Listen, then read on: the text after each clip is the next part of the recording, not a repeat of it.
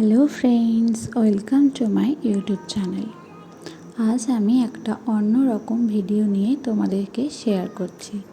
তোমরা দেখতেই পাচ্ছ, এটা একটা ক্লে নেক পিস রং করার ভিডিও।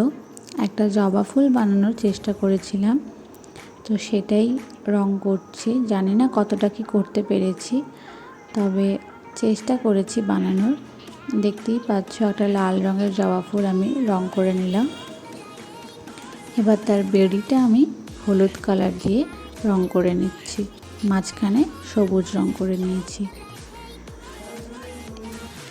এরপর আমি এর দুটো ইয়াররিংস তৈরি করে নিচ্ছি। এই ছোট্ট ছোট্ট দুটো জবা ফুল আমি বানিয়ে নিয়েছি ইয়াররিংস হিসেবে। এবার এটাও রং করে নিয়েছি। রং করার পরে খানিকটা এই রকম দেখতে হয়েছে।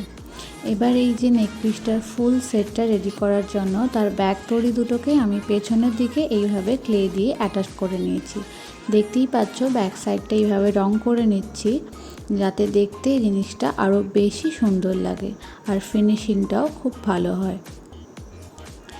এবারে রং করে নেওয়ার পরে, রংটা শুকিয়ে যাওয়ার পরে ভার্নিশ করলে খানিকটা এই রকম দেখতে আসে। দেখতেই পাচ্ছ ব্যাক সাইডটা কেমন লাগছে রং করার পরে। যদি এটা ভালো লেগে থাকে তাহলে অবশ্যই একটা লাইক, শেয়ার এবং সাবস্ক্রাইব করে দিও, আর কেমন হয়েছে জানাতে ভুলবে না।